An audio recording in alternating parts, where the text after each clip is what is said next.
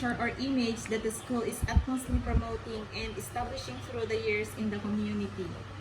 For example, is academic excellence, sports or culture and arts excellence, etc.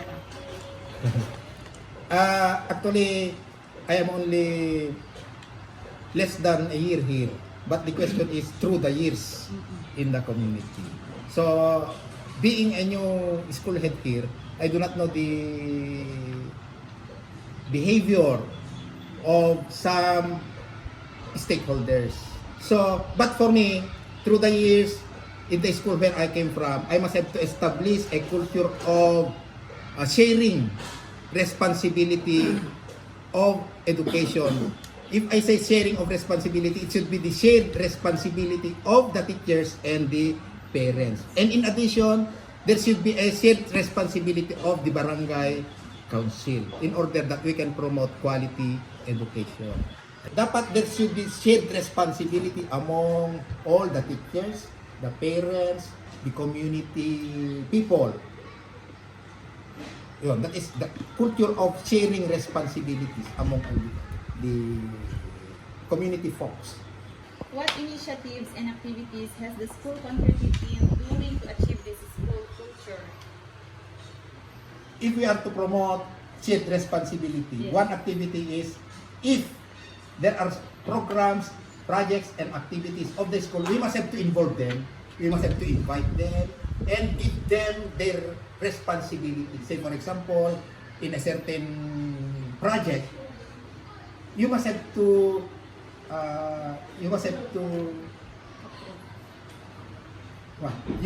give them parts or responsibilities. Say for example, chairmanship in the preparation of whole preparation, you must have to have a chairmanship in the position of a parent.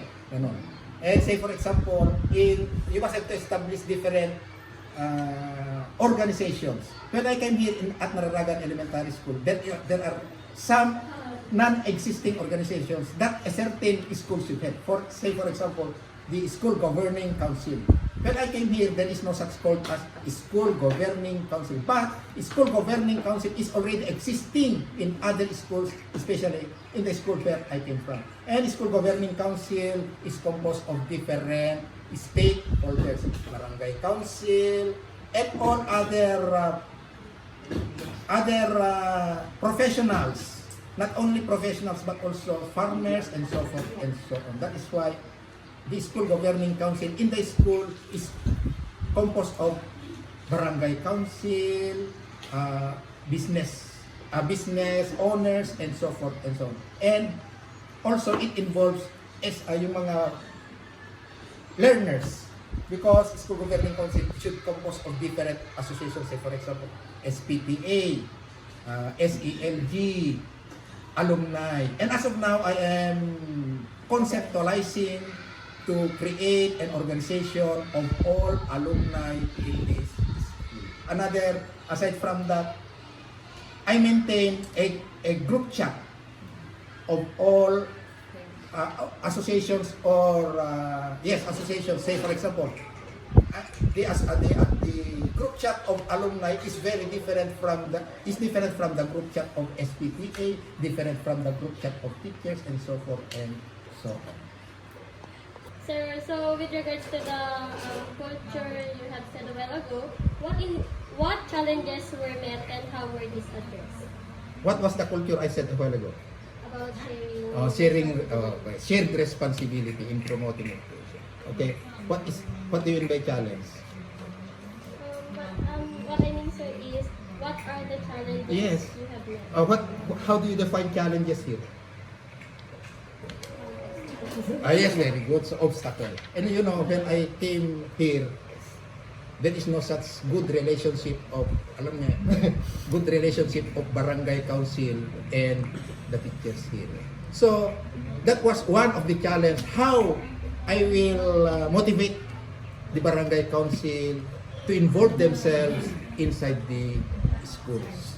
And prior to my coming here is before election. So that is why before election, I did not create any such organization.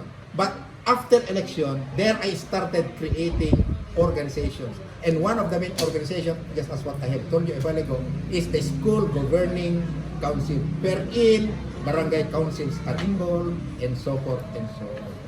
And in order to let them feel that they are a part of the in uplifting education in the school, you must have to involve them in the different activities of the school. Say for example, in having an activity, you must have to give them invitations and so forth and so on. Not only giving them invitation, but being the school, and I must have to go with them, talk with them personally, and so forth and so on. That is one of the challenges I met here. So sir, the fourth question is, what best practices has the school been consistently employing to sustain this culture? Best practices has the school been consistently employing. So, one best practice is invite them. Consistency. Consistently. Invite them whenever you have an activity. And in return, just as what I have told you a while ago, give them part. Wag lang yung manonood. Inimbitahan nga kami, nanood lang kami. That is why I am always telling them to my teachers before, aging imbitar kayo, inyong ubrahin na. No, give them part. Let them feel that your invitation is wholeheartedly done. Inimbitahan mo nga sila dyan, nakaupo lang. So let them involve themselves. Another in return, because of this, I just want also to let them feel that we are also repaying their hardships in coming to school. That is why we conceptualize the so-called school honesty pantry. And do you know school honesty pantry? And a learner without a ball pen during exams, a learner without a pencil or a bond paper or so forth and so on, any school supply can get free of charge. Nandyan. So, maraming mga bata. So, walang pinipili yan ha. Kahit yung magulang mo, magulang yan, hindi mo nakikitang pumapasok sa paaralan. Basta yung bata nangangailangan ng kagamitan are all welcome. We can never tell, huy, ni tatang mo ang magtrabaho, no? But to let them feel nga we love their learners, we love their children.